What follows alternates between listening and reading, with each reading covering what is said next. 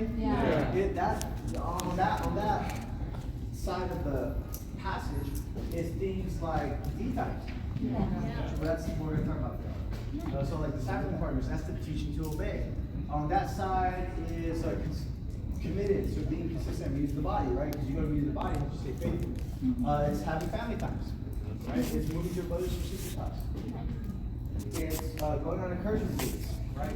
These are the things that keep disciples safe. This is what helps us get strong in our faith. Follow-up studies is another one. Follow-up after someone gets baptized. But, I'm super grateful to you. Wow, Juliana's here. What? Oh, yes, man. Christ a few hours ago. We love you, sis. But believe it or not, just like all of us, Juliana has about 4 or 5 more Bible studies. But what they are, they're follow-up studies, right? The first one's called, after baptism. Now what? Okay, it's not baptized, now what? If you have that question, Juliana, there's a whole Bible study, don't worry. And it's all, so doing the follow-up studies, getting someone on a date, all this stuff, it's the teach them to obey, it's what keeps you safe. So, we know these things, I hope, right? If you didn't know these things, that's okay. But now you know, often. Keep them. Making disciples. So, we know those principles. Okay, great. Then what do we do if we're having 50 followays, right? Or what do we do? This whole church? You know what I'm saying? Yeah. So now, the issue is not like, here's what you don't do. If you don't learn anything in this leaders meeting, learn this. Just learn that you can check out after this. For all I care. But don't check out. But you could.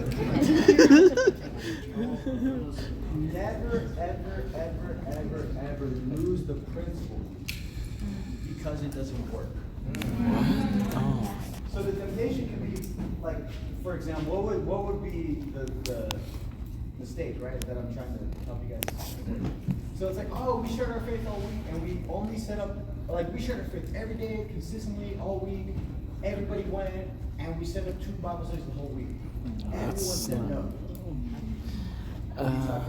No. You see, so you do the principle. Even if it didn't work, you stick. That's the point of a principle. You stick to it when it's working, and when it's not working, you just stick to it. It's the principle. Yeah, it's the same thing. It's the same thing, right? So we're having a season of followaways. Do we change it? Like, oh my God, we need to stop doing encouragement days. We need to do this. We need to not have disciples partners. We need to do that. No. Stick to the principle. This is what works, right? And that's what you gotta understand. So never lose your head. Never throw away your training because you're going through a little bit of tough season. Does that make sense? Yeah. Okay, so you can check out if you want, but don't do it. All right. I had a light lunch, and I feel good. You know, you had a heavy lunch, and you're like, Yeah. You must say for later. so, what we're going to talk about today, and I'm generally saying talk. We're going to talk. Come on. Okay. Talk to us, bro. Talk to me. Talk to us, bro. We're going to talk about discipling partners. I believe the number one thing to help someone stay faithful, outside of themselves, right? You have to have quiet time. Yeah. No one has quiet time for you. No, So it's not. outside of you keeping yourself faithful for a quiet time until having the commission, outside of that, probably the number one thing if you're not married, the number one thing that's that will all help it is. you stay faithful is your discipling partner. If you're not married, your discipling partner. So, what do I mean by that? Everybody in the church here, I hope, has a mentor in their life. Has a disciple. And I know you do. Pardon my sarcasm. And I know you And Un de año, bro. Un blanco. It's supposed to help you stay close to God. It's to help you grow in your character and stay close to God. Now, that person is not God. That person is not God. And that person cannot be spiritual. Not even close. No. Yeah, what are you saying? You still actually have to. So if you're like, oh my God, I'm thinking about leaving the church because my disciple are no. You. Oh, yeah, sure. So, right? So just know that. So, but the discipler isn't. So that goes two ways. Either, so everyone should have a disciple that's good, but then also we're growing so fast, which is good. Yeah. My assumption is that then a lot of you are, for the first time in your life, in a teacher role, or you're in the mentor role, or you now disciple one, maybe two people, and that's new for you. Right? So you're either, everyone is a student, right? Everyone is a student. And some of you are becoming disciplers and mentors for the first time. And I think when there's a high number of followays, I think what that means is we need to strengthen our convictions and grow, become better disciplers. I think that I find that usually helps move the needle. Come on, Nate. Yeah, come on, bro. So that's what we're going to talk about today. Come on, brother. Nate. Here we go, Nate. Now, we're going to open up the floor. Open it up. Not the pit. The pit? The pit. Beef belly. Beef belly. I'm just kidding. Open up the floor. I just want to have conversations. If you are discipling someone, what are some of the things that you feel like, I don't know how to do this, am I doing it right, or what hell, you know what I'm saying? Like, we gotta have a place to talk about it, right? Much of leadership and building a skill, any skill, is actually just talking. Yeah. It's learning, it's picking someone's brain. I don't have all the answers, but I feel like getting out. And so I just want to open up the floor. You guys can just start thinking about, your disciple relationship from the position of the teacher, right? If you disciple someone, it's a great time. If you want to disciple someone but you don't, it's a great time to ask those questions, right?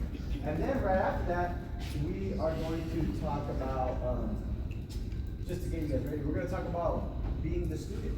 I don't think it's preached enough because there's a way to be a good disciple. There's actually a way to do that. There's also a way to be a bad disciple. But in the same way, there's a way to be a good follower, like a good student, to be a good student. Oh, There's also a way to be a terrible student. So we're going to try and look at two things. Number one, what is discipling? Why do you do it? Number two, how do you be the teacher? And then number three, how do you be the student?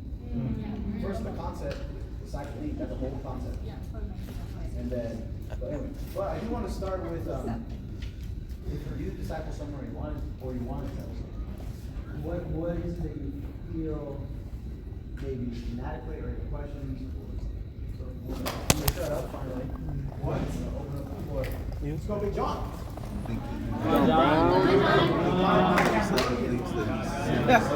Oh yeah. I think I really want to know how I can grow in just like my day-to-day communication with the people that I disciple, because I know back in the world I'd be back in the group chat texting the homies every day, and it was really fun, you know what I mean? And I really want to just grow in building that brotherhood bond where it's not so much just like a mentor and mentor, like a mentor or a mentoree, but more like just like a straight up brotherhood. We just hop in the group chat, rapport, and all of that. Yeah, thank you, bro. Thank you, bro. Yeah, I would just do that. It sounds simple. These people are your friends. Yeah. Right? If you disciple someone, they are your friends. And so now, yeah, they are your friends. So there should be I talk with Jordan and Rick in the world. Jordan sent me a text right after service that the Spurs won and the Thunder are out. And they're not going to be defending. Wemby's getting his first shot at the title. But Yeah. Oh yeah, Wemby. Come on, New York. What? So I'm not here to talk to you about basketball, but Jordan understands. Nate's my friend, right? And I think we gotta be comfortable with understanding. Okay, I'm with someone I disciple. I have my friend hat on, right? Oh. It's snapback. And then let's say the conversation turns to Bible studies or missions or whatever. Okay, the friend hat is off. Now I'm in student mode. Yeah. Or if you're the disciple, now I'm in teacher mode, right? And so it's being able to Jamaican. which might be different. It's In the world, Jamaican. you weren't I going like to your that. friends and hey, I need you. So that I think the root of that is that we we don't think that someone with authority can be our friend. That's probably the biggest so we didn't know you believed that, but you believe that. So like, cause think about it, right? Like you didn't go to, think about people in authority in your life, like your parents. You probably, as you got older, you want, yeah, friends. You're like, no, they're in authority. Teachers. Yeah, I'm BFFs with my English teacher. Like, probably not, right? The next people in authority is like police officers, government officials, or your boss at work. That's me. Like, these are people with authority. I'm a police. And you're not like, yes, let's be friends, let's crack jokes, let's build brotherhood, you know. So we come into the kingdom and you either have someone over you, a mentor who has authority, or you are the one with authority and you lead people, and you have to kind of like understand the friendship and authority can coexist. Yeah. They totally go hand in hand. Right? I think you guys have to understand that. Especially as you guys raise up and become leaders, you could ask my guys who aren't here. Waiting. Well, you can ask them, like how I get time, you know, like, hey bro, what are you up to? Or like, I'm too busy to hang out with you, but Oh. I'm going to the grocery store, you want to come grocery shop? I buy your Come food. with me, and I'm like, you know, diapers and yogurt. I have to shop, take care of my family. And the guys come with me, and that's we get time to hang out. You know? We used to be like, oh, just go to the gym together and bro out, but now Bro I'm an out? old man, and if it's past me at the grocery store, then that's what we're doing. I don't know if you know, but or even like today, just to give Poppy a hard time. I had to go pick up. I ordered. You know, lunch, we got a habit. Habit. Grilled cheese is good. And Sam was like, hey, Vic, can you go pick up the food? I'm like, yeah. You know, I put in the order. I was like, oh, I go pick it up. But I didn't want to go alone. So I know Hobby's here. I was like, hey, Hobby, you want to ride with me to go to Habit? He's like, well, the date Gina.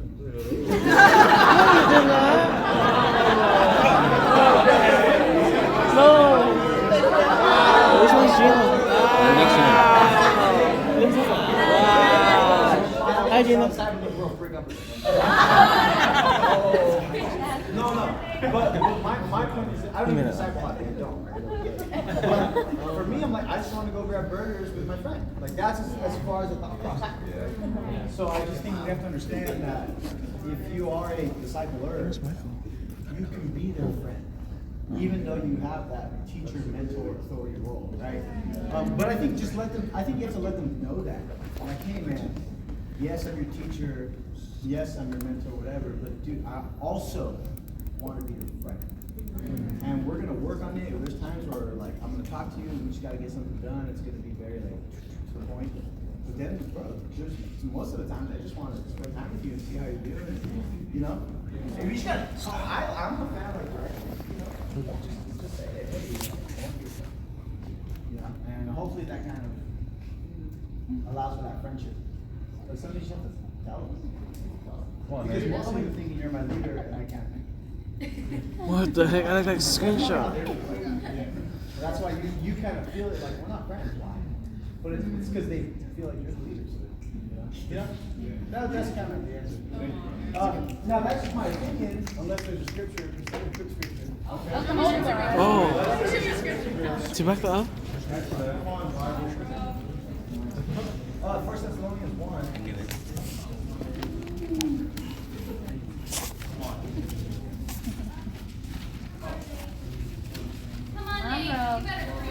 I'm Buddha. Buddha, Nate. I'm hungry, Nate.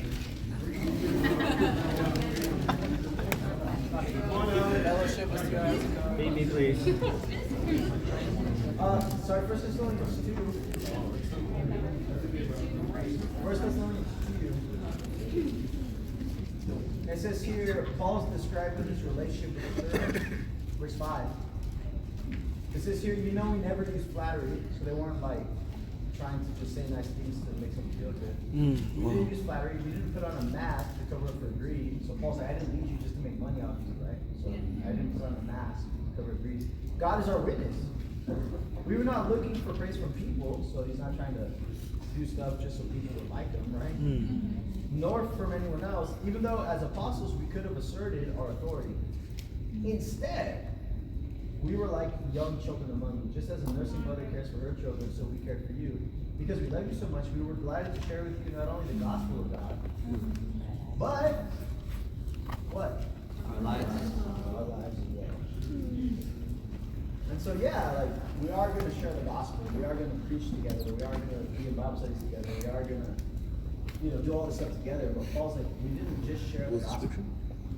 Was We also 5 to share 7? what? Our lives. That's why I agree with guys who are shopping with me, or whatever, right? Like, I gotta share my life with them. The sisters, they come over and they help watch our kids, but usually I cook for them, or we talk You cook? in my house. Oh. My wife, of course, and we share our life. They see that sometimes I cook and I go through all the meals. So. I do it for you. How was breakfast? So, you know what I'm saying? So you gotta share your life. This is you don't leave. But you gotta share your life. So I don't know if that answers your question. Anybody else?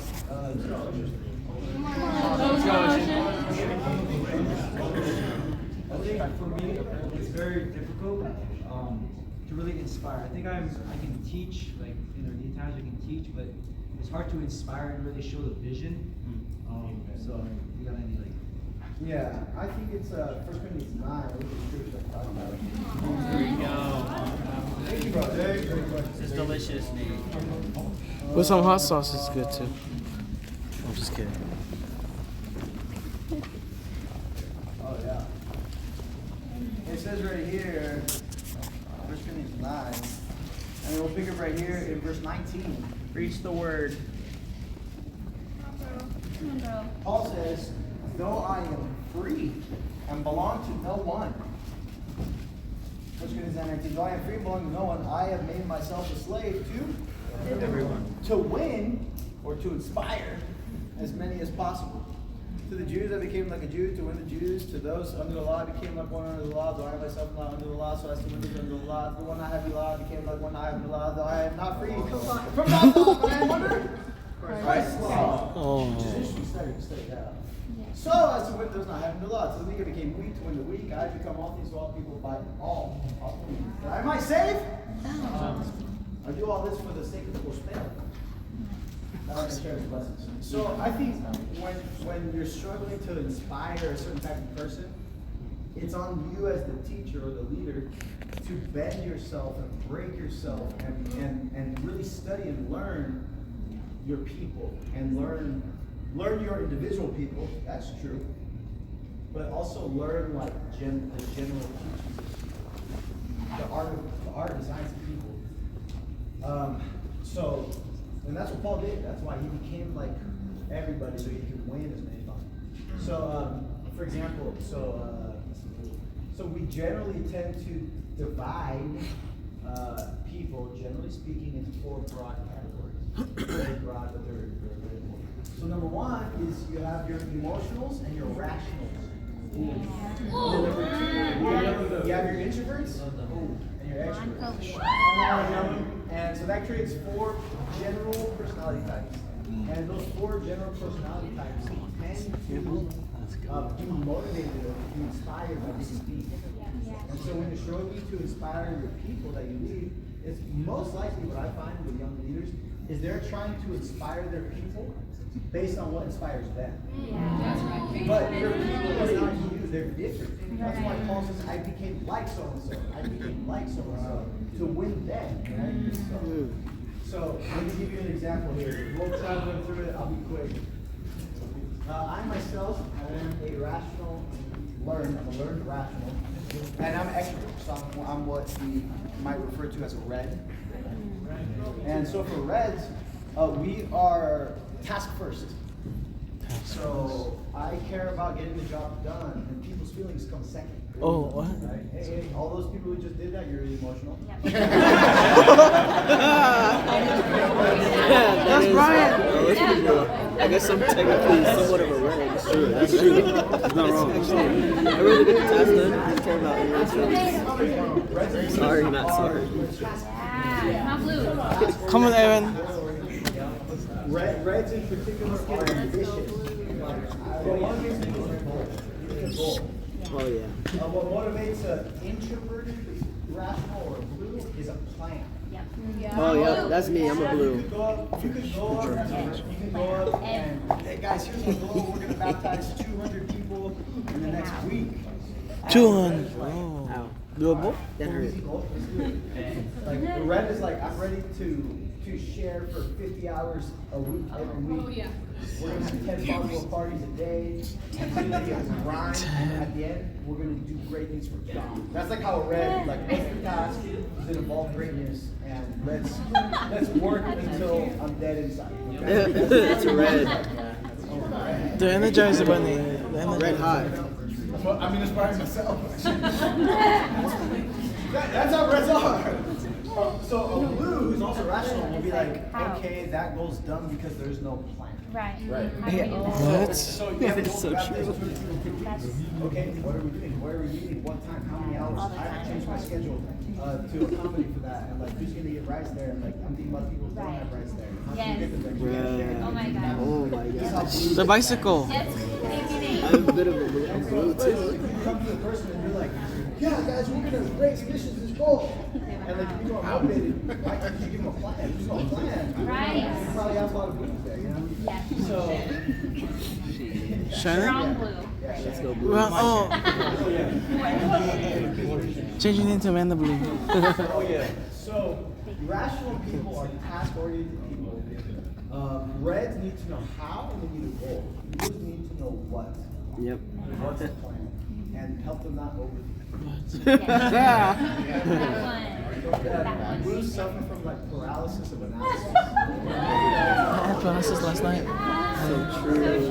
Overanalyze everything. Oh my gosh. All right, now let's go over to online. Overanalyze conversation. Overanalyze conversation. It's so crazy. They care about We do. they care about lives. Right? What? Yellows in particular, if it's not fun, we're not doing it. What? If it's not fun. Don't feel yellow. Oh shit, have you ever been inspired when someone comes and starts talking about a plan?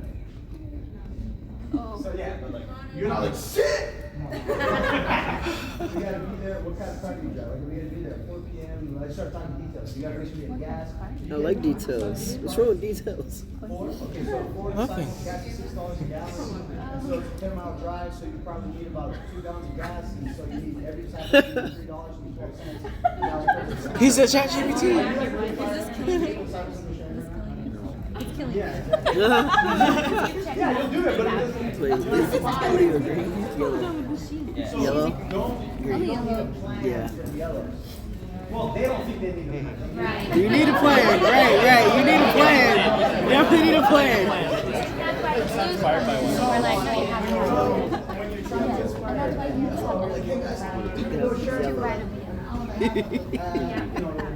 He's such a yellow. and they're like, oh, okay, cool. And we're, hey, you gotta tell the yellow, hey, can you bring That's so speakers? facts. And can you have a playlist of like fun songs while we're sharing? We just don't do that. But you know. What? Wait, what's gonna happen? That is Aaron.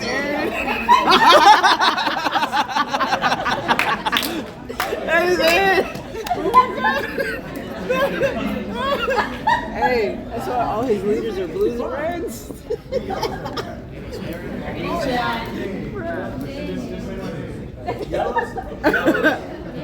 President Aaron. Hey, just say Aaron. Blues, they ask what? Yep. And yellows need to know Why? what is the purpose? And the other thing for yellows, they don't want to do this demotivates yellows. Anything that will make them feel not accepted by the group. What? That's really Don't never make a blue. The people who like plans, never make them feel dumb. They hate feeling dumb. That's why they plan. Oh, hi. For a red, never make them bored. They like to do things and meet goals. When they get bored, they get motivated. For a yellow, make things not fun and tell them that they're not accepted. Or do something that makes them not accepted. No fun. It's so try to win the bet. All right, greens.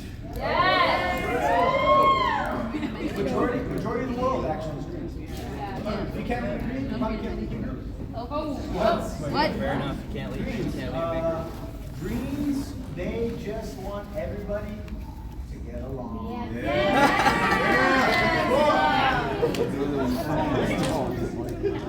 Greens are not like yellows. Like greens don't need to like have fun, but greens want to see everybody Else have fun. That's funny. Is that you, Alex? You're green. What are you? You climb that pole. Yeah. To make sure everyone's like having a good time. They will like, oh my god, we forgot food last minute. Like everybody's gonna be hungry. No, not my family, no. And they'll give their best. They're like, come back, please everybody like have a long I saw the group. They are a food. They are almost purely relational. Like, who's going to be there?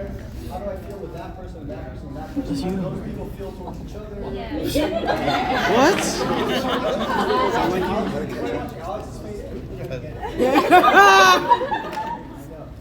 So like. That's me. I'm all the questions.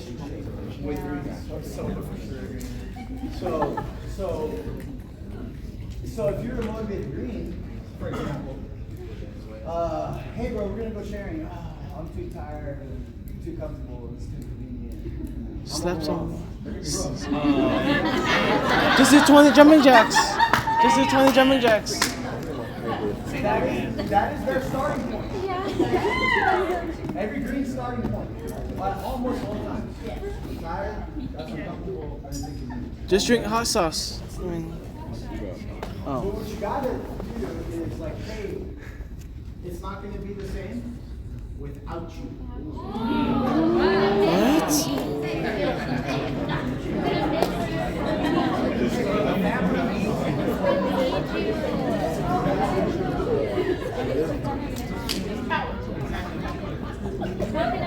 Why is Taylor laughing? She can relate. Oh, Taylor can relate. Oh. So if you really want to just rush a green, got scared there a second. Go to them and just make, you are meant to lead the nations. 5,000 people are going to follow you. 5,000. Your job is to save the world. That's Jason Dimitri.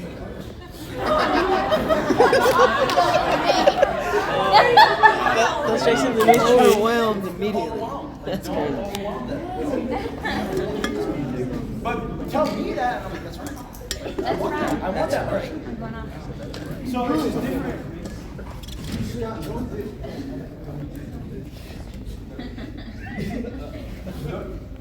Put your stones down. Come and tell me like, hey man, like there's no food, the family needs you. I'm like, all right, like delegate. Yep. That's a red. Such a red. You know, like, but a green one. In the blue mean one was like, okay, so What am I? what do we got? What do we need? Yep, boom. Thank you. See, this is what Every person is part of the body. Every person we eat each other. they bring something to the table, and it's awesome. To be the leader of the mentor, besides figuring out, and those are broad generalities, very broad. You've got to figure out what your people value, what's most important to them, plans, relationships. I'm in the people business. And you can ask them, but most of the time, I don't know. What? And then, so it takes you as a leader to study your people, like actually, don't be weird. Hey, that's why they do it to you. That's why they do it to you. They do that. As long as you're like, and then my mom needed me, and then this person needed me, and that girl needed me, so it was there, and it's, oh, they're motivated by probably agree, you know. Or if someone, oh man, that's super fun, it's fun. You just gotta listen. And then you begin to like realize, oh, okay, that's what. So it's just like Paul said, I became all. That's really I have a date after this.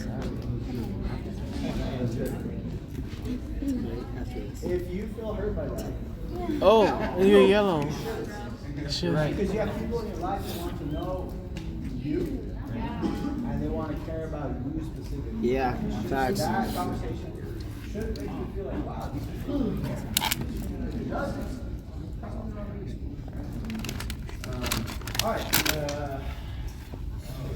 Let's go to Steve Joseph. All right. Yeah, I was wondering like how to like get a better feel on the like patience to like sternness. Patience to sternness. Like being firm. Yeah. Yeah. When to be firm. When to be gentle, when to be firm. Gentle.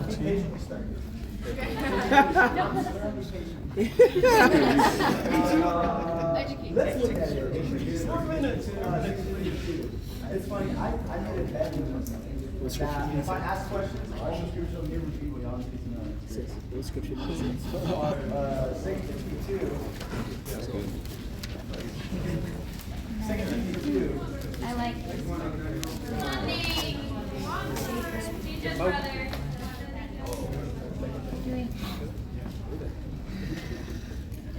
Let's start in 22.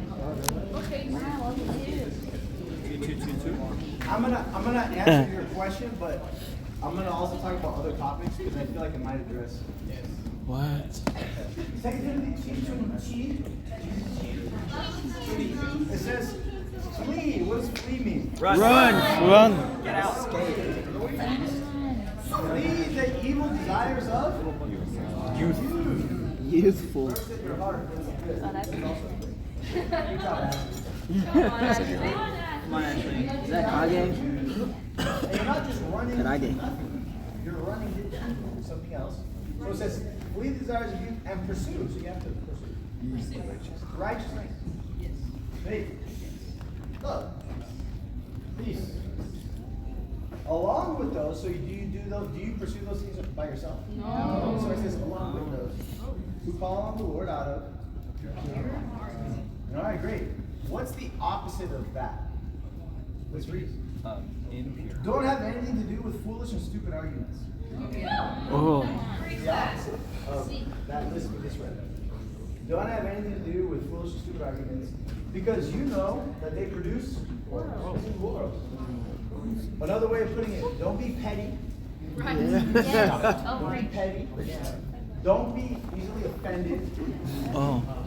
Undefendable. Don't be defensive. Like someone says to me, you're like, order. Don't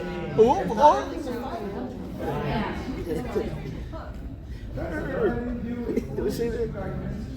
Because you know they produce quarrels. Now check this out. And the Lord's servant must not be quarrelsome. But must be what? Kind to everyone. Able to teach. Not. So if you get hurt and you're just replaying the conversation of that brother or sister who hurt you for like 3 weeks, why'd they say that? You move your head like a turtle. Like. I hope you don't disciple one. Oh, yes. Oh my goodness. Biblically, the Bible says don't be resentful. Oh. We'll use the term.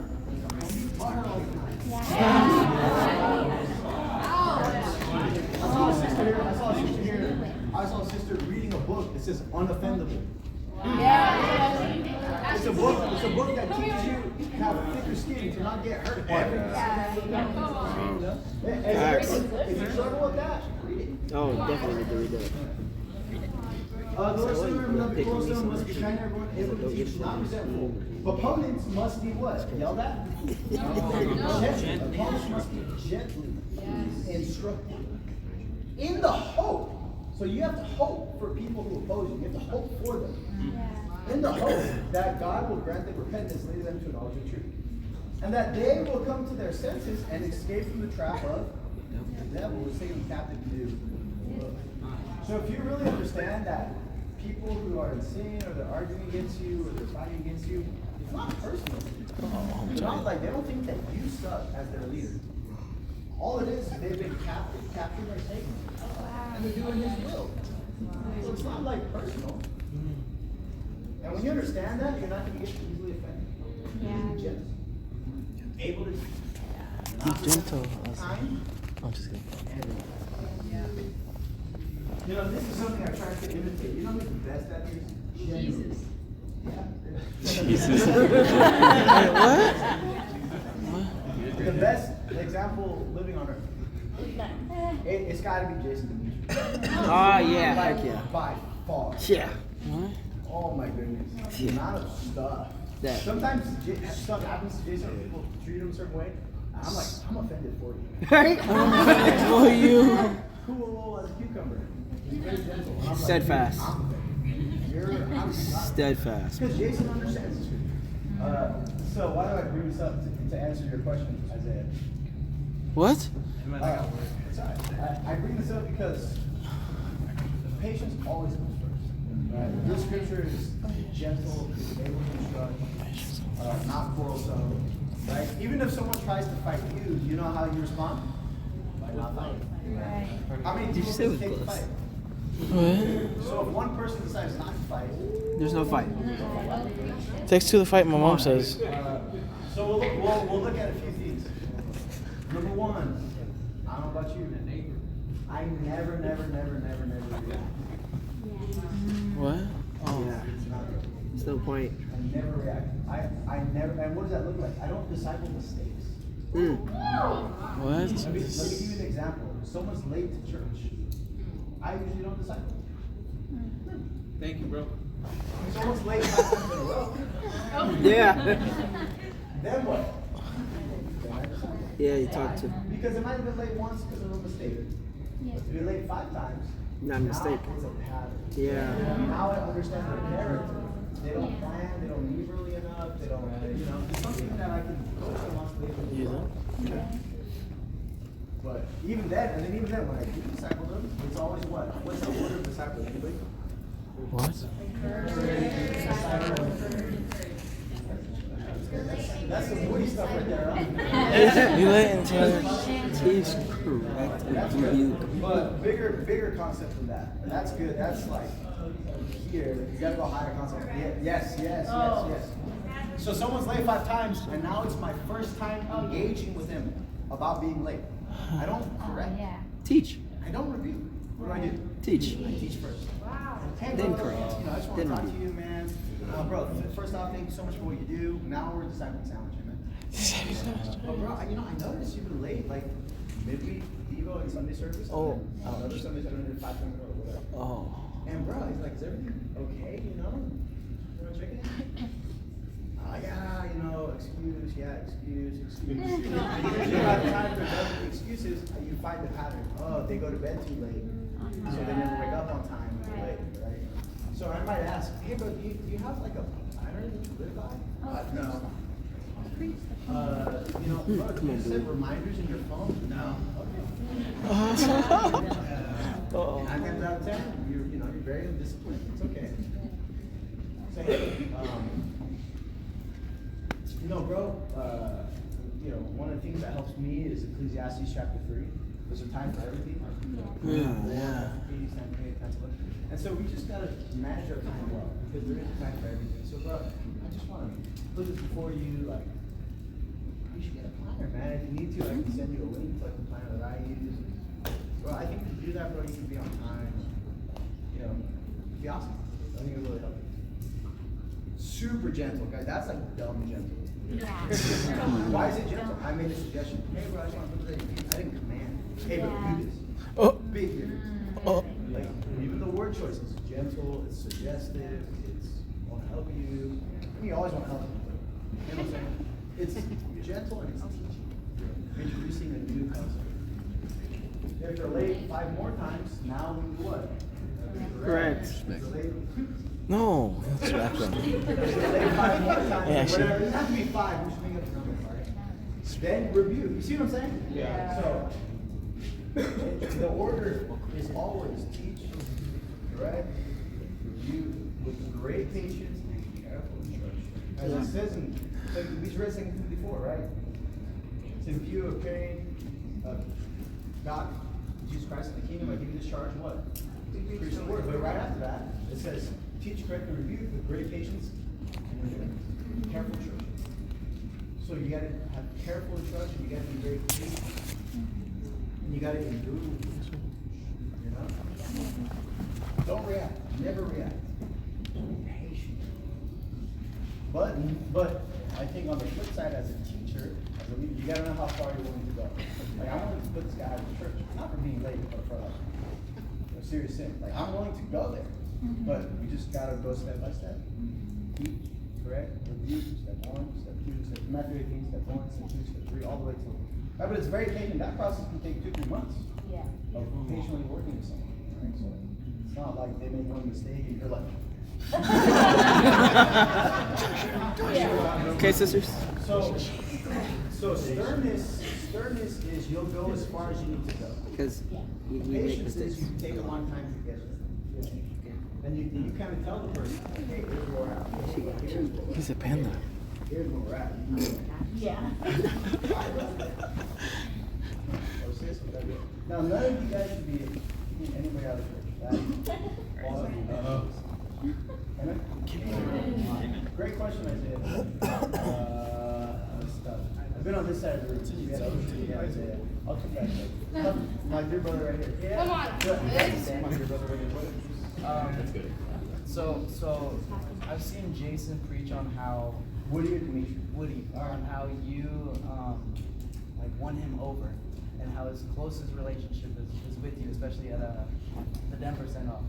How was it as the disciplee? How do you win over your discipler? That's a good question.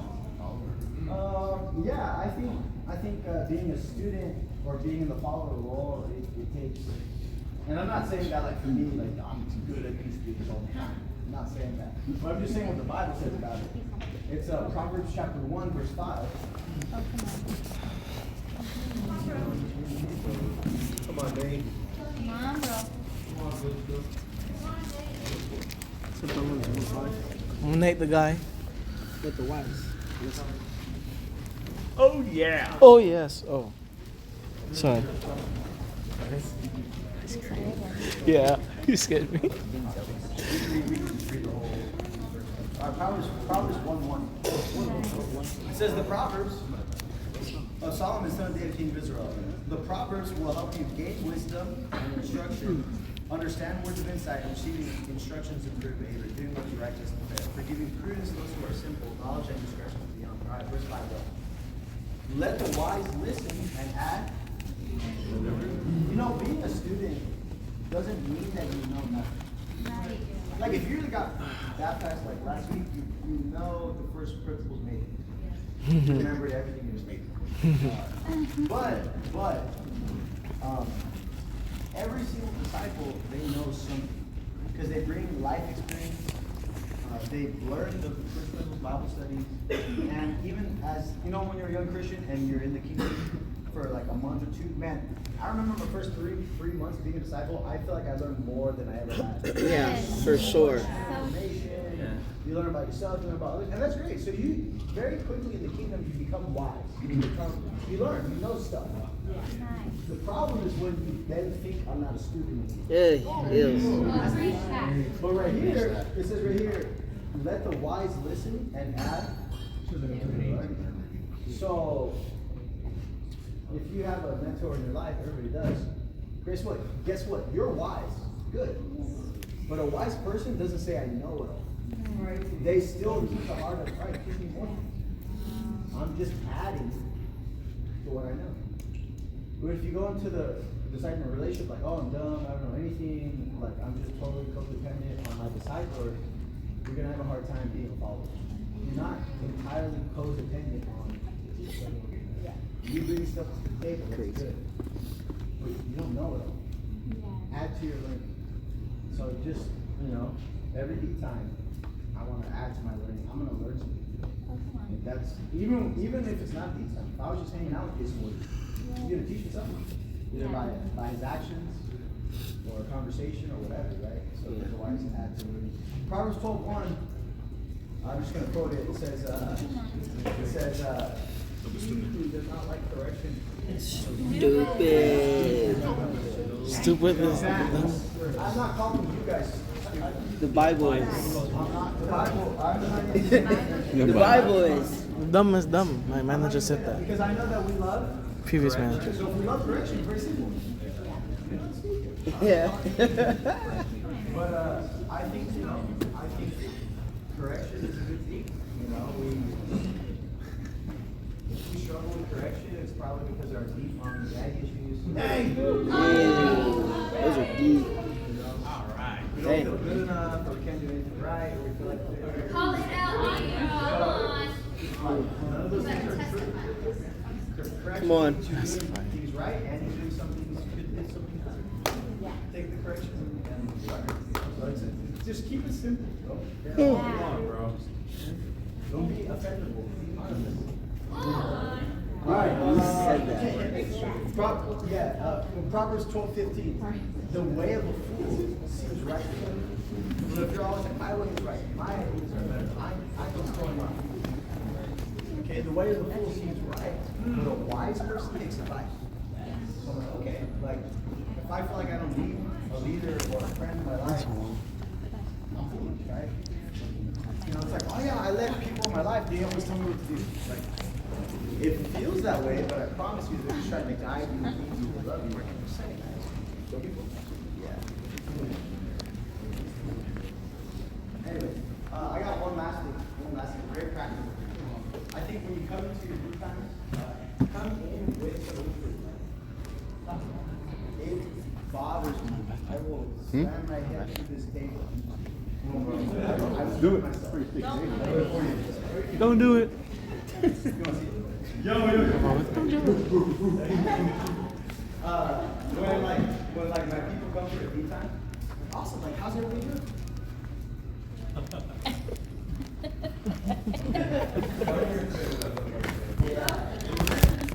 So you can just went over. Really didn't think about the tea time you're gonna have. Rather, just get like showed up to the tea time without nothing to say. I just not even like good. What's worse is like how you could say good. Mama head. You told me nothing.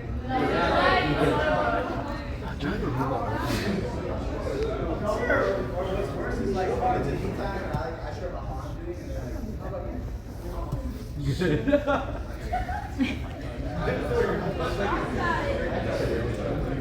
Like, come to your dad with something to say and something to learn. Something to say is not like you're running the show, but like, hey, here's what I'm going through.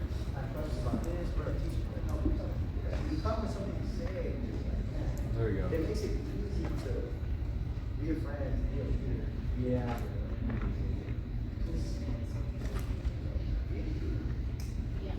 Anyway, so I don't know if that helps, bro. I just try to make it easy. He had a difficult job of so I just wanted to be like, hey bro, here's where I'm at, like help me grow. And then he would talk to me and I talk to him, and once we get over like the deep stuff, not get over it, get through it, then it was talking about the gym, talking about his country, talking about so I think one last thing on a more like relational note. Be excited when your leader's excited. Sometimes in my sitting, sometimes Jason Woody would be like, oh hey, I got this like sick idea about what to preach for leaders. I found this thing in the Bible, blah blah blah. And I'm like, oh. Like that was my reaction. But like I'm not naturally when I'm in like conversation, I'm not naturally like obviously yeah. I understand. But in conversation, I'm usually pretty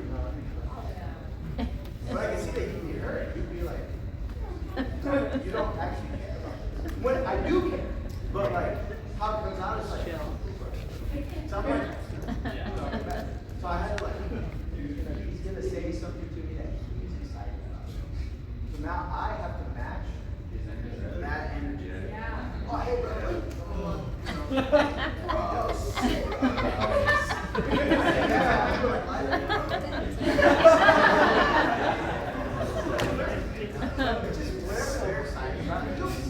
You'll see people talk about something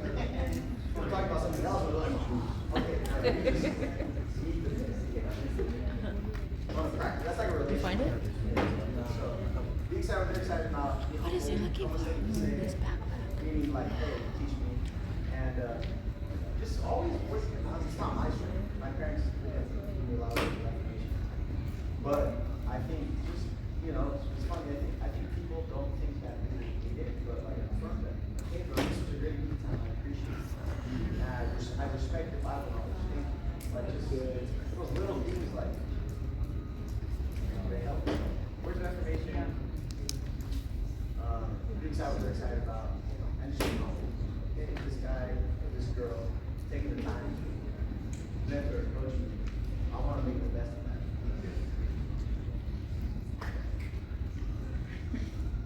Okay, we got to read that. All right, let's go Christina and then Michelle. How do you like talk to someone that like is unable to like see like either what is sin or what is what it is? Like I'll be like, oh like this is like I'm not that. I'm just hurt.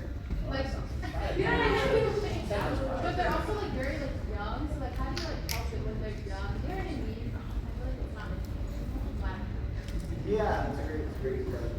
I think number one, when we see what someone's going through, instead of telling them what they're going through, I would share that when you've been through the same thing. So when I was hurt, I got sad and I wanted to like isolate from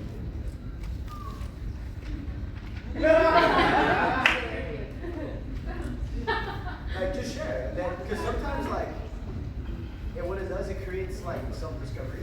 Because then they're like, oh, wow, that's how I feel too. That's why cancer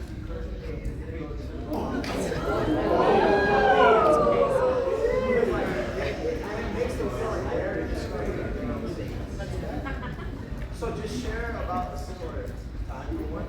Then number two is I'm a huge fan.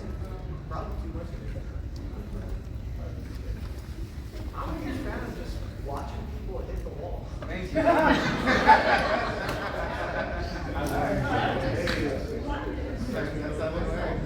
Right, so in other words, like someone's going through something and you try at home and see it. You try them how to do it, they're like, no. Yeah. You try the vulnerability route where you share about exactly what they're going through. You share, like, okay, cool, good for you. Good for you. You know, you bought them boba. So what I do is I wait until all the stuff that I know whatever they're discouraged, they get fired from their job, whatever the thing that you see it coming to us.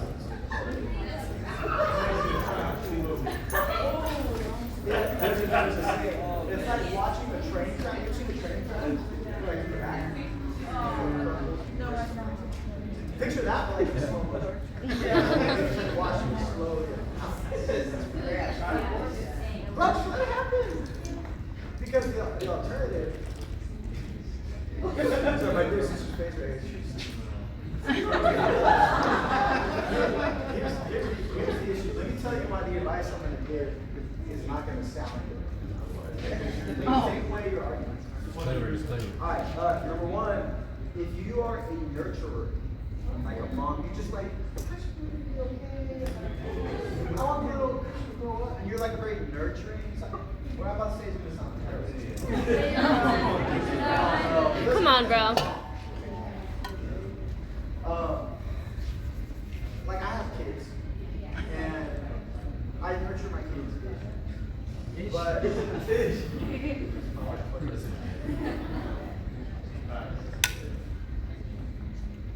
and because they're my kids and in my house and in my car, I can in a sense control them in a sense. So like my kid wants his fifth lollipop. He grabs the fifth lollipop, I can take it away.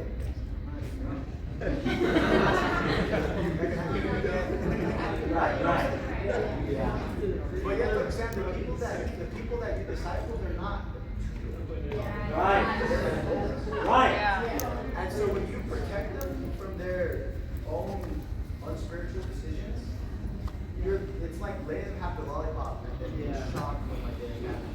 Yeah, come on. You can't nurture someone through spirituality. There's some of that you need, but you can't just only have that. So I find that like being a disciple, being in the kingdom tends to appeal more to like people who are like super duper caring and nurturing. But like to where like, oh my god, but if I don't do this and if I don't do that, then they're gonna fall in it, and they're gonna I just wanna take care of them. And what that turns into is control.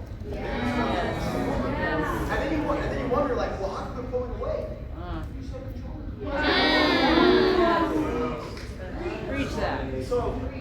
So I'm not saying that we don't say anything. Like we try and say, hey, if you feel sad, I'm not sad. I'm just hurt. Okay, it's not big. You know, we try. Of course we care. I'm not saying don't care. We care. But at some point, you've like cared, you've been patient, you bought the boba, you've done all this stuff, and you're still like, oh, okay, hey, cool. Hey, I'm just gonna. I mean, I'll see you at church. I'm gonna some time. We're not gonna talk about that. I'm gonna let it go. And if that comes and kills you spiritually, guess what I'm gonna do? Yeah. I'm gonna be there for you. Yeah. I'm gonna be there for you. You're gonna lose your job. I'm gonna say, bro, I love you. I'll drive you to your new interview. You know, or hey, such happened. All right, I'm gonna be with you through this because don't say this, but I saw it coming. I tried it out. Turn the goal. You're gonna learn the decision by feeling those consequences. Yes. But what I can do is be a friend, a brother, sister. I need to support you through the consequences that your decision makes. And that's what you gotta do. Does that kind of make sense? So don't mom them to death. Not making that. And see some of the guys. I think for men, we get really controlling for two reasons. Number one, we want results, right?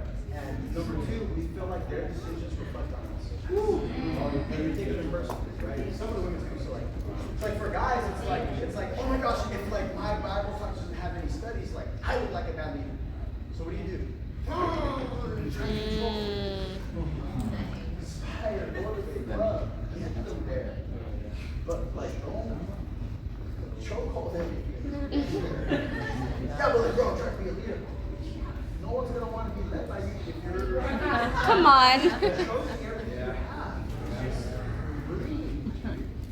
So if you feel like your whole future in the kingdom, climbing the kingdom ladder, is on the line because your people, most men are ambitious, you're gonna start to control people in a way that's weird. Versus like, hey, here's the Bible, here in love and in truth, here's where you're at, and I would love to help you. What do you think? I need that help. Coach. That's what we wanted. Teach you. They are allowing you to into the life because you're a friend. Then you've got a really great plan to coach, teach, train. That's where you want to stay. You don't want to nurture them to death. You don't want to like, they're not listening to me. It makes me look bad. Not you.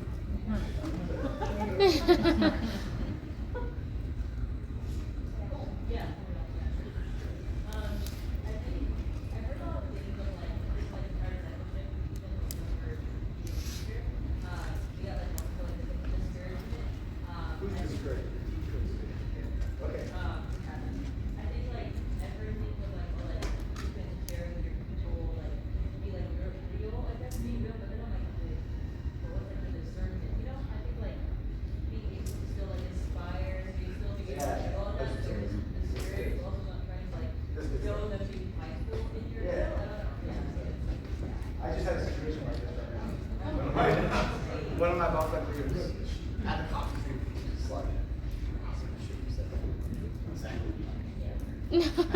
So, do you ever hear Ashley's question? Yeah. It's like when you meet people, obviously every leader, every person, because you're a human and you're a disciple, you struggle, right? Yes. Yeah, struggling with something, whatever. So then, like, should you tell the people that you lead what you're struggling with? So the answer to that is yes, but. You should tell your people what you're going through, but you gotta have a level of discernment. I usually tell my people what I'm going through after I'm through it. Because then when I tell them, it's triumph. It's like, hey dude, like a few weeks ago I was feeling blah blah blah because of X, Y, Z. And it started to hurt my walk with God and it was tough. But man, it was crazy. This brother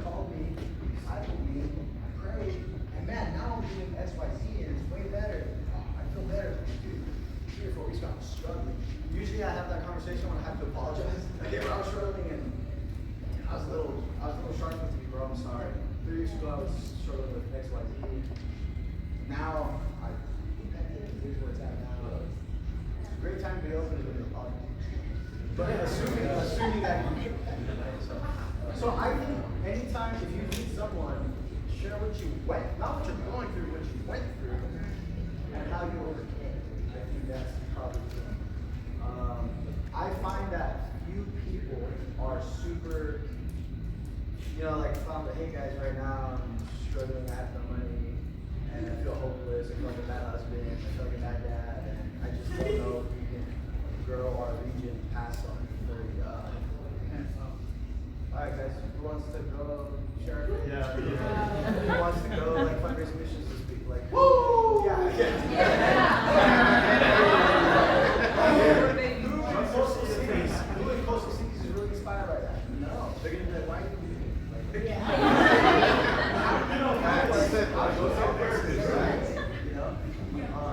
Like, you don't want to forfeit your ability to lead, right? You can lead from a place of moral authority, right? But you don't want to never tell your people that you struggle, right? Because then you become a robot, or worse than becoming a robot, you become perfect in your life. Which is the worst thing. So people gotta know, like, here's what I struggle with, but here's how I overcome. So I find that tends to be, and then like the other thing, I sat with a brother with you the other day. So I think sometimes we can. Brother was trying to use preaching, so he was trying to be vulnerable. Come on. He was like, so the whole point was like, I was faithless in my missions goal, but I made a plan, I prayed and got faith, and now I'm hitting my mission. That was the whole point of the sermon. But he kind of started off the sermon, he's like, I struggle with my purity. Oh my gosh. I was bitter at God. He goes, I was lazy. I was waking up late playing video games. I had no Bible studies. I was sharing my Bible. And I didn't have a plan for missions. But then, like, my disciple said I need a plan for missions. He gave me a plan. I obeyed, and now I've turned in $300 for missions. What was the first thing?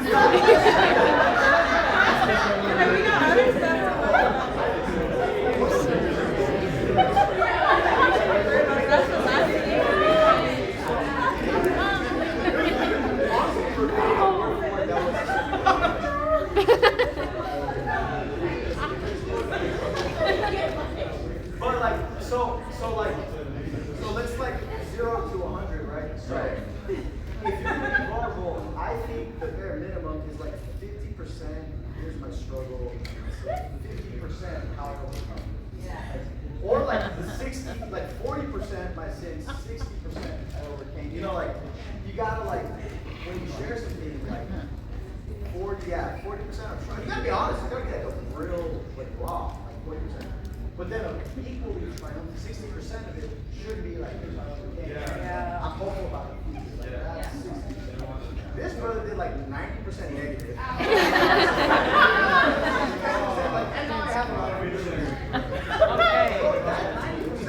Totally like overshadowed. You're like, great, everyone. This is awesome. Come on. That's crazy. So we've got to be calculated when we're open, 50-50, 60-40, not 90-10. You also can't do like 90-10, like 90% I'm always okay, 10% of trouble. Because now you're building out like I'm perfect. So actually, you gotta find that one. Yeah. And you gotta know who you're talking to, right? If you're a baby Christian, like 3 days old, and you're like, hey, a baby Christian, you're like, you've been on a cycle like 3 years. Claude. You guys gotta like, there's just so many variables. So much to think about. That's why wisdom and discernment, you gotta mix together, you have to communicate.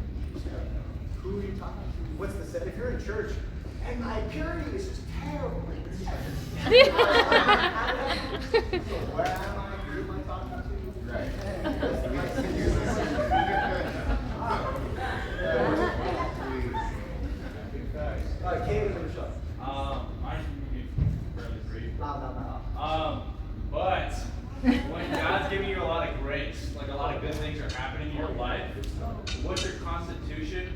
staying like others focused and not getting conceited. Okay, come on. I don't know where to ask you from disciples. Or being discipled and discipling others. Well, that's a good question. I think of a few scriptures come to my mind immediately. Not really. No. So Kate was asking when things are going really well in your discipleship, how do you not get conceited? Very good question. Romans 2. I got 3 scriptures. All right. Romans 2. When everything's going well. Go, Nate. How do you not get conceited? That's a great question. Come on, here.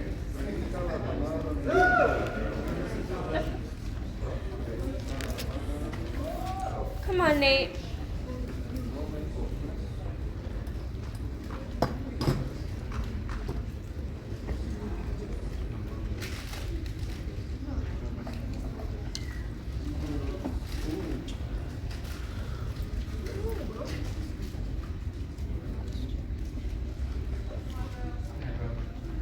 Let me find it. Hang on.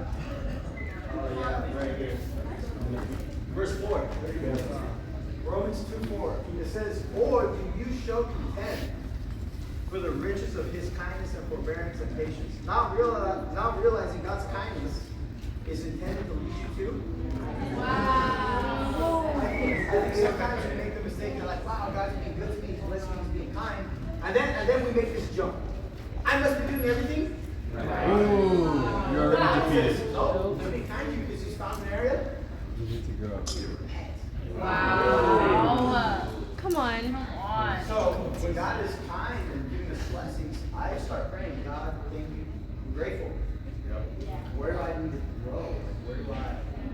Where do you see in my character that needs to change? And that doesn't negate or take away, it doesn't invalidate God's grace. Like it's good that he's kind. Accept it. But don't accept it and then make it jump. Like I did it right. It's poor theology. Because think about the opposite. Job did everything right, and what did he get? Come on, bro. It's not like you do everything right and you need to get good things. You do everything right and get put on the cross like Jesus. Right? And have something like Job. You do everything wrong and get a ton of blessings. It's not that simple. So God's kindness is intended to lead us to. So it's good to take blessings. We'll only do 2 of the 3. The other one's in Corinthians about Paul in my flesh, I did become conceived. So when I feel like I'm getting a lot of grace, great. I know if there's going to be a thorn in my flesh. So it's not easy. But I think it's Deuteronomy 8 in the last scripture. I think it's 8. Come on, Nate. This is awesome, bro.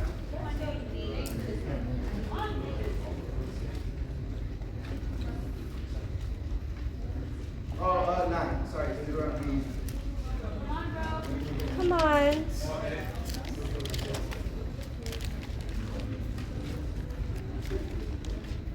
I mean, we could start in 8.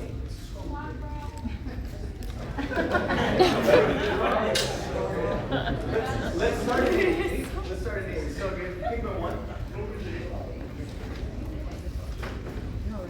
Deuteronomy 1. If you feel like everything's going well in your life, this is for you. It says be what? Careful. Careful. So be careful to follow every command that I give you today, so that you may live and increase and may enter and possess the land of the Lord, the promise of your ancestors. Remember how the Lord your God led you all the way in the wilderness these 40 years to humble you and test you in order to know what was in your heart, whether or not you would keep His commands. God humbled you, causing you to hunger, and then feeding you with manna, which neither you nor your ancestors had known, to teach you that man does not live on bread alone, but on every word that comes from the mouth of God. Sound familiar? Your clothes do not wear out, your feet do not swell during those 40 years. Know then in your heart that as a man disciplines his son, so the Lord God disciplines you. Observe the commands of the Lord your God, walking in obedience to Him and revering, respecting Him. For the Lord your God is bringing you into what? A good land. A land with brooks and streams, a land with deep springs, gushing out through lies and hills, A land with wheat and barley and vines and fig trees, pomegranates, olive oil, honey, a land of blessing, everything you need, right? A land where bread will not be scarce and you will lack nothing. That's where God is like taking all of it. A land where rocks are iron and copper. When you have eaten, and when you are satisfied, praise the Lord your God for the good land he has given you. Be careful that you do not forget the Lord your God, failing to observe his commands and his laws and decrees I am giving you this day. Otherwise, when you eat and are satisfied, when you build fine houses, and when you settle down, when your herds and flocks grow large, when your silver and gold increase, and you got money, and you're married, and you're happy, and you got kids, and everything's going good. Come on, Nate. Then your heart will become, and you will forget the Lord your God, who brought you out of Egypt, out of the land of slavery. Verse 17. You may say to yourself, my power, the strength of my hands have produced this wealth for you. But remember the Lord your God, for it is he who gives you the ability to produce wealth, so confirms his covenant which he swore to you today. Verse 19. If you ever forget the Lord your God, if you follow other gods and you worship, you bow down to I testify against you today, you will surely be destroyed. Like the nations the Lord destroyed before you, so you will be destroyed for not obeying the Lord your God. And chapter 9 is the same reason, Kate. It's the same thing. That God blesses you, but not because of your own righteousness. In chapter 9. Yeah. So it starts in 8. It's the thought. It starts in 8 and then you read 9. So it's just, I mean, it's exactly right. Like disciples, peaceful love, you get blessings, you get. I know you guys got figs and olive oil and pomegranate. You guys' herds and increase. In other words, things are going well. Yeah. What's the immediate temptation? Oh yeah, I did this myself. You know, I took advice from my discipler and I cranked it and I got this and I'm awesome. I'm so humble and I learned. I was like, yeah, God is like, oh, you're gonna forget me. And then what happens when we forget God? God says, I'll destroy you. So we just gotta be careful. But sometimes we can build a muscle of like, I can make it hardship, and it's good. We should. But it's a whole nother lesson that God wants to teach us is how do you survive success? Because success will cause people to forget God's word. Didn't have anything to do with disciples, but great question, bro. Michelle. Hey. So it's like one question and more, but I want to know about the discernment it takes to give advice, the desire to get advice, and the initiative to take advice. It's like 5 questions. All right, say it again slower. The discernment it takes to give advice, the desire to get advice, and the initiative to take advice. So what's the question? Oh, sorry. Because especially like right now, a lot of the women that I've been like getting to know and studying the Bible, they're in a whole different life aspect. Where it's like me is like I've been in this like a long time, but I can't relate to them. I'll be like, yeah, I know it's like to have 2 kids. Yeah, Come on. Like, how do you like deny yourself and already be waking up where I am to take care of them and still making God first, but being able to disciple them and call them to the study of the Bible and not taking it. Yeah. So you are, it's funny, most of you guys are learning to study the Bible on campus with college students and help them get a resume to be disciple. That's great. If you can do that effectively, you're like 10% of the way there. Because the majority of the people in the world are married with kids, or single moms with kids, single dads with kids, or they work a 40-hour-a-week job. Like this. And Michelle's kind of hitting that learning curve. Go singles. How do I study the Bible? And I'm not trying to be mean here.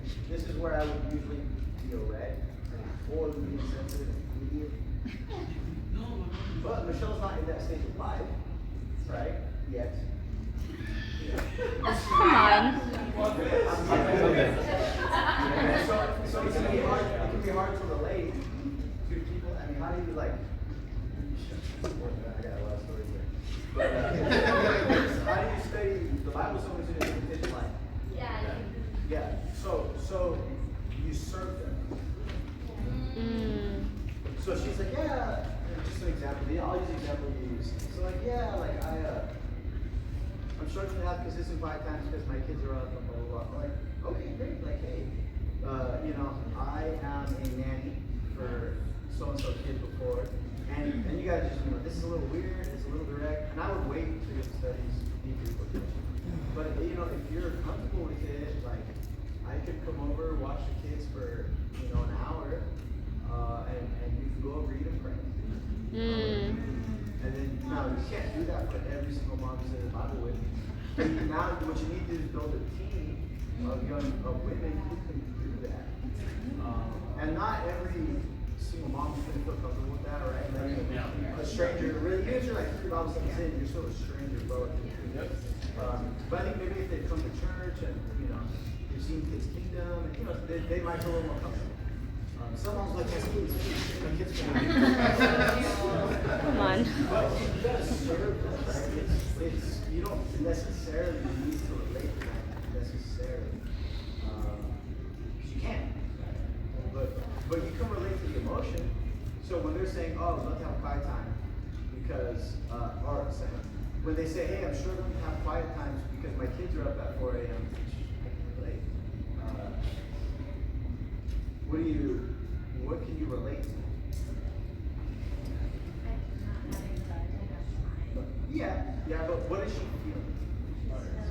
Tired,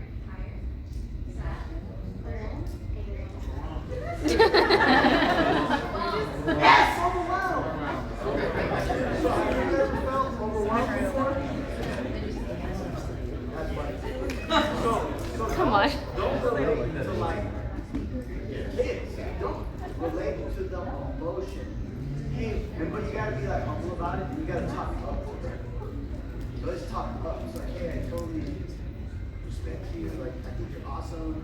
The fact that you're making time for these Bible studies, have 2 kids or whatever, is incredible. And can I be honest? You sound really overwhelmed by having a quiet time with your kids there. And then you can say, I don't have kids, but I've had times in my life where I'm overwhelmed. I've been overwhelmed when XYZ. Share your example. And then and I know that, and then reiterate, I know that's not the same as having kids, but when I'm overwhelmed, here's what I'll do. And then I would even set myself up if I was a Christian. When I feel overwhelmed, what I do is I ask for help.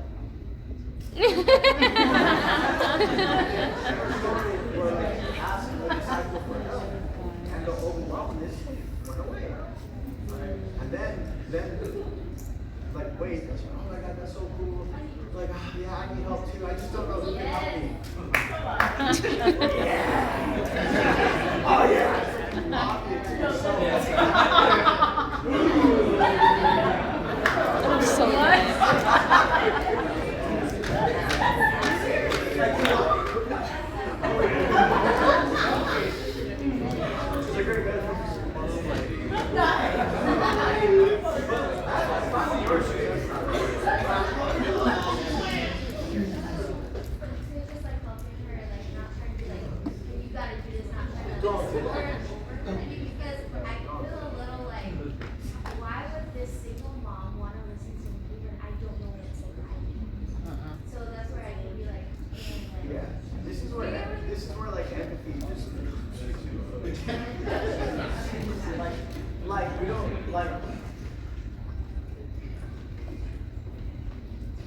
Like, it's always good to have empathy, but like empathy is not the end all be all sale, right? There's ways around it.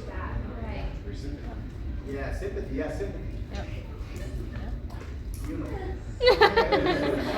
So empathy is feeling what the other person feels because you felt it. Sympathy is I have never felt what that person feels. Like I've never don't have kids, but I can still feel for them. Right? So that sympathy is equally important. And then it doesn't matter all the feelings of it so much. Just help her. Hey, I can watch you kids.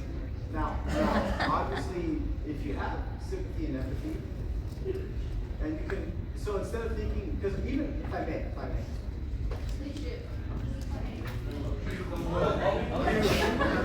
In your mindset, you're going into all the studies. I don't relate. So, never gonna relate. Oh, come on. Yes. Instead of asking, okay, this is a new, how can I relate? So I don't relate to someone with kids. You're never gonna relate. But go into it. How can I relate to someone with kids? Red. So, this is how you were asking a question. This was in my little brain here. So how can Michelle relate to? I think I probably this What does she feel? Overwhelmed. Okay, I can relate to B. So we came to that conclusion not by approaching these Bible studies with I can't relate. We came to that conclusion by approaching the Bible studies how can I relate. So just approaching them, and so faith asks the question. Always are how.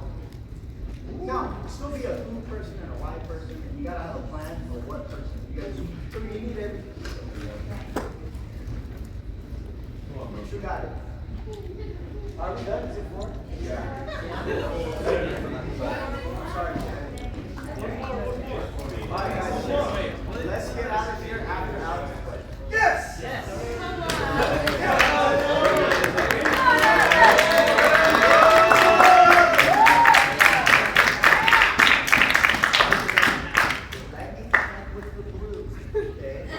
They don't like bending the rules. How do you do? They're like this.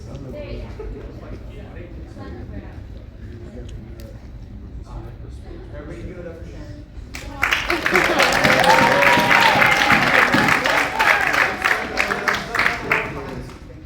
Classic clue. That's what they're good for. They're good for lots of things, but they're good at. That's what they're good for.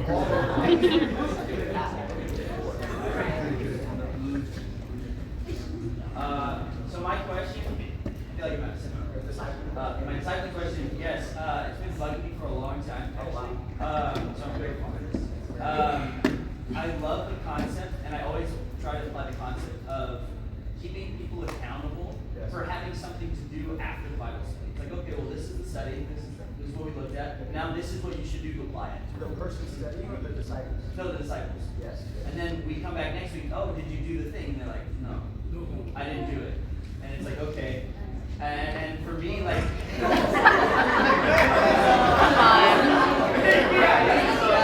I even resulted to like, okay, what do you think you can do? No, I think I can do this, this, and this. And then I go, okay, hey, have you done it? And they go, no, I haven't done it. And I'm like, well, you set it up for yourself.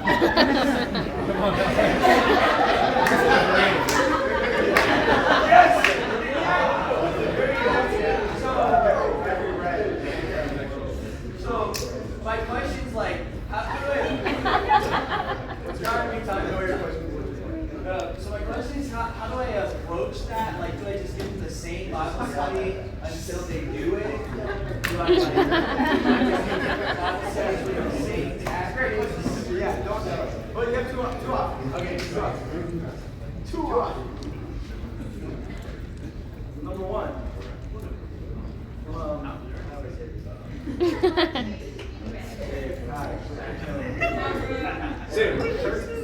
I hurt myself. So you gotta have typically like a directness with truth, love, right? So today's Sunday. You had a Bible study on Sunday with Larry, whatever. No offense, you've got Nate Chavez and you've got Christian in the study group. After you study with Larry, you tell Nate, hey Nate, or Nate volunteers. Hey, I want to have a quiet time with Larry during the week sometime. And you're like, all right, what day? And he's like, I'm going to quiet time with him on Wednesday. And then Christian is like, oh, I want to help you. I'll bring him to Devo on Friday. Yeah. And you're like, man, God just blessed me. Come on. Awesome brothers, man. I didn't even have to ask. They're so spiritual. They want to help this person get baptized. So tonight, and you text your dear brother Nate Chavez. I'm Nate with them dudes. I'm just an example.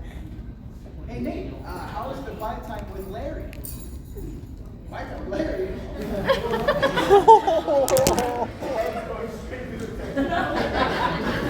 Throwing my phone. I don't do that. It's hard to raise. Oh no, don't do that. I do look at my phone. And they're like, hey man, bro, you know, you said our Bible said you were gonna quiet time with Larry on Wednesday. It's Wednesday night. Hey, I'm just following up on the thing that you said that you wanted to do. Very important for Larry's soul. Come on. So, bro, is there another morning you can have quiet time with Larry? Oh, yeah, I got Sunday before church. Well, Thursday. Sunday comes and Sunday comes quiet time, right? More or less what you're explaining. Not that. And then on Friday at Debo, you would ask Christian, hey Christian, like I don't see Larry at Debo, did you pick him up? Oh, and he's like,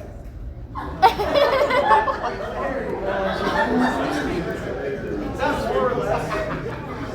Is that more or less what you're I was thinking, I mean, that's good too, because that helps a lot as well. I was thinking more discipling. Like you So how do you disciple them is what you're asking, right? No, like people are already discipling. You're discipling, people are discipling. You give them weekly need times, and the need times they give them a practical, hey, go after this. Just in general. You're just talking in general. Yeah. Next week they're like, hey, how'd you do with the practice? The Bible study that I had spent, thinking about you and trying to figure out, oh, I didn't do it. Yeah, that's so number one, expect that. So that people See it? learn slow after. It's funny because when you say the Bible, you change so fast. Factory reset. Yeah, that's nice. Yeah, and then after that, iPhone reset. iPhone reset. So that's one. Number two, you have to increase your accountability, right? So it's like you save the time on Sunday, you give them something to go after by next Sunday, it's not done. That means you have to check in, like, you have the time on Sunday, you check in on Tuesday, check in on Tuesday, check in on Sunday. So they're not thinking about it Saturday or why. They're not thinking about it. So you got like every 2 days check in. They can't, some people, most people, I say, cannot learn something on Sunday, get it practical, and remember to do it the next week. They're just not. I wish so. But there has to be this level of acceptance. Like, okay, this is who I think. And that's what they're not like bad. They're not bad. They're great. Your relationships, we love them. But sometimes we just have to accept it. That's where we're at. We can't do it a week. So now it's every 2 days I can check in. You know? Obviously it's with kindness and care and love. So like even when you teach them on Sunday, hey, go after XYZ. Okay, cool. And then you say, hey, is it cool if I check in every 2 days this week? Yeah, cool. So if you don't ask, like, if you could check in every 2 days, they're gonna feel like, dude, why did you like text me a bunch this week about that thing? Dude, get off my back. You're controlling me. Like that's how it's gonna feel. It's gonna feel you're not, but it's gonna feel that way. So that's why you have to ask them. Is it okay if I check in with you every 2 days about whatever I'm trying to teach you? If they're like no, or they're asking why? Why? They missed the part about being a good student, but at that point it's good to point out, like, hey bro, like I gave you a task a week ago, and a week later you've forgotten, and it happened 3 times, here, here, and here. And I'm not trying to keep a record of wrongs. Oh. Getting defensive. But you know, so like at that point I'd like, do you believe that I want to help you? Do you believe I have good intentions for you? Yeah. So, bro, the last 3 weeks you forget. So if I keep doing the same thing, I would be a bad teacher to just do the same thing and expect a different result. You've shown, right? So bro, I think what's gonna help is accountability every 2 days. Whatever. And if they're like, oh, that makes sense. Thank you, bro. Yeah, check in with me every 2 days. Great. Now they've allowed that level of accountability. And it won't feel like you're trying to control it because you're not. You're actually trying to help. Yeah. You see what I'm saying? Yeah. That's that, number one. And then number two, understanding that it's going to take, like sometimes the people I disciple, there's something on who they need to fix it. And then it takes a level of discernment. This is how deep that thing is in them. Like being late. So they've been late for 20 years of their life. Oh, ouch. Wow, wow. Now they've been discipled 4 months. And I'm just now starting to work with them on not being late. 20 years. 4 months. Like, I understand, I'm not deciding this person on this one thing for 6 months, for 8 months. Like, but I accept that. I'm not like bitter, I'm not angry, I'm not mad at them. Like it's a level, I love you. I'm going to bear with you as you're learning with me. And it guards our hearts that we're not. You know, and there's things that I do that I'm sure Jason Woody was like, man, it's taking forever to change. Okay, you know what I'm saying? So you have your things too, and you understand, like, I'm slow to change with some things, so I want to be slow, and people are patient with me. And even if they're not patient with me, biblically, I should be patient with them. Okay, cool, like cool. No, it's gonna take months for this person to change. I'm not gonna give up. I'm gonna sit on it with great care. God love you. And just checking, do you believe that I have the intention for you? Do you believe that I can train? Yeah. Okay, bro. Just hold it down. Amen? Yeah, amen. All right. Hey guys, it's past 4. I love you. You're all dismissed. Let's go after kicking each other.